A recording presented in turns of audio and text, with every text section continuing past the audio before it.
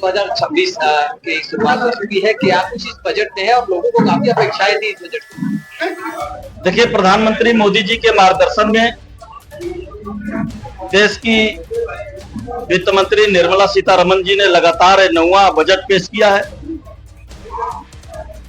एक महिला वित्त मंत्री होने के नाते ये एक ऐतिहासिक बजट है जो लगातार 9वां बजट निर्मला सीतारमण जी ने पेश किया है।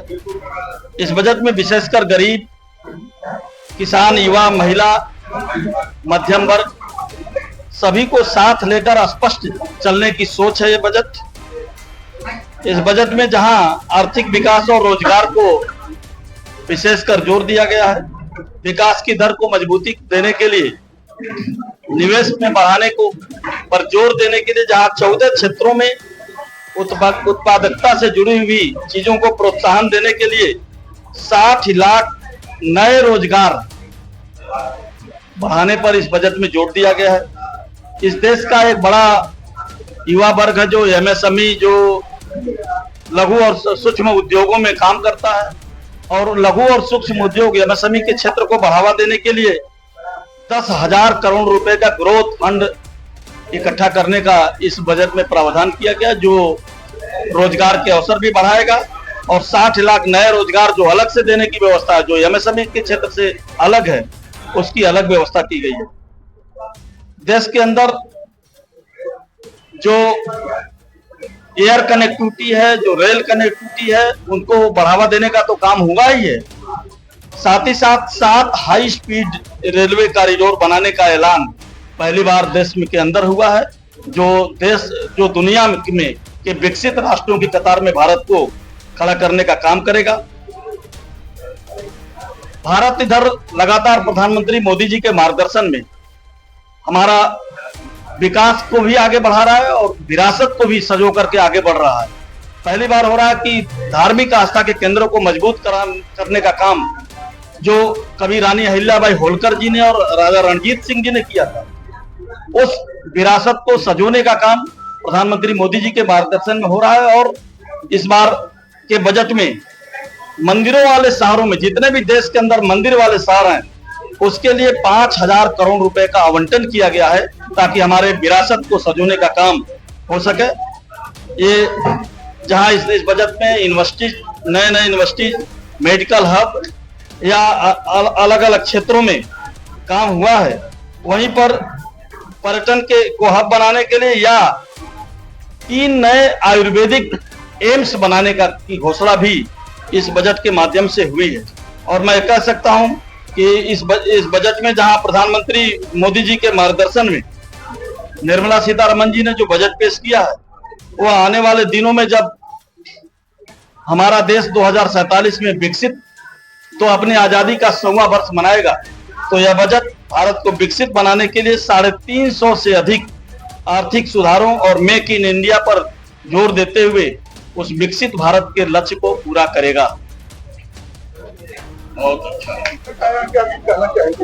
ये बजट सर्वस्पर्शी बजट है। यहाँ किसानों के आय दुगुना की बात की गई है। साथ ही जिस प्रकार से तमाम दवाओं पे, जो कैंसर संबंधित या तमाम ऐसी भयंकर रोग संबंधित दवाओं पे 17 दवाएं शायद हैं उसके प्राविधान, जिनके लिए विशेष रूप से छूट की बात कही गई है। ये सब युवा, महिला, गरीब सबके लिए एक सुखद वातावरण बनाने के लिए भारतीय जनता पार्टी की सरकार ने बजट लाई है। करो, समाज के हर वर्ग को इससे फायदा होगा। जीवन को बेहतर बनाने वाला ये बजट है, जीवन को खुशहाली लाने वाला बजट। आज बहुत बढ़िया बजट माननीय निर्मला सीतारमण जी ने माननीय प्रधानमंत्री नरेंद्र मोदी जी के साथ मिलकर प्रेषित किया है। और इस बजट में इन लोगों ने पूर्वोत्तर के लिए विशेष ध्यान दिया है और पूर्वोत्तर के राज्यों को हर तरह की सुविधाएं मुहैया कराई जाएं जो अभी तक पीछे रह जाते थे। और एजुकेशनल हब बनाने के लिए बजट में बहुत बड़ा प्रावधान ला रहे हैं। टेक्सटाइल पार्क बनाया जा रहा है और बहुत सारी ऐसी चीजें हैं जो बजट में लाया जा रहा है, जो व्यापारियों के लिए भी बहुत अच्छा है। जो पहले व्यापारियों को कोई भी टैक्स चोरी या इस पे सजा हो जाती थी, अब उस सजा के प्रावधान को हटा के 30% टैक्स लगाया जा रहा है। ये व्यापारियों के लिए एक बहुत बड़ा परियोजना है। बजट में और भी बहुत सारे विनिवेश आ रहे हैं। घटना ये है कि मेरा नाम अमरनाथ कुशवाहा एडवोकेट है। मैं सिविल कोर्ट गोरखपुर में विधि व्यवसाय करता हूँ।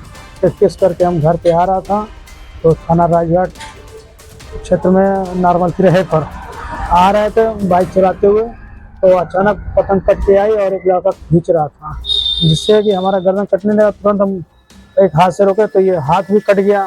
फिर हमारे पीछे हमारे मित्र शिव कुमार गुप्ता एडवोकेट बैठे थे, उन्होंने भी हाथ रोका, उनका भी हाथ कट गया। फिर हमारा गला कट गया। फिर हम लोग किसी तरह गाड़ी रोका गया, फिर वो लड़का भाग गया। उसके बाद से फिर हम गंभीर रूप से घायल हो गए। तो फिर दवा व इलाज व्यवस्था करा। ये थाना राजघाट में ये अवैध चाइनीज मांझा बिकता है, इसका कोई रोक नहीं है। कुछ दिन पहले करीब 6-7 महीने पहले हमारी बच्ची भी गई थी नॉर्मल पे, वहाँ से टिक्कियों के लेके आ रही थी, उसका भी कट गया। तो उसका तो 2-3 टाका लग गया था, आज भी वो निशान है। तो ये अवैध जो मांझे हैं और चाइनीज मांझा जो थाना राजघाट में, मोहल्ला तुर्कमानपुर में और पांड्याता में अवैध तरीके से बिक रहा है, इस पर रोक लगाया जाए, नहीं तो किसी दिन बहुत बड़ी अनहोनी हो सकती है। आज तो हमारे साथ हुआ, 6 महीने पहले हमारी बिटिया के साथ हुआ, किसी भी नागरिक के साथ हो सकता है। और जब इसका सरकार भी रोक लगाई है कि अवैध मांझा ना बिका जाए, उसके बाद भी थाना राजघाट में धड़ल्ले से मांझा बिक रहा है। 6 महीने हमारी बच्ची का बहुत ज़्यादा गला कट गया था, तो 2 टाका लगाया गया नाक कान गला वाले डॉक्टर को वहाँ, और आज हमारा हो गया। तो अगर प्रशासन और शासन अगर नहीं इस पर अलर्ट होती है तो हमारी तरह ना जाने कितने लोगों को ऐसे सामना करना पड़े। किसी गला भी कट सकता है, मौतें भी हो सकती हैं। तो शासन प्रशासन से यही मांग है कि इस मांझे को रोक लगाया जाए, जो अवैध तरीके से बिक रहा है उन्हें पूर्णतः बंद किया जाए।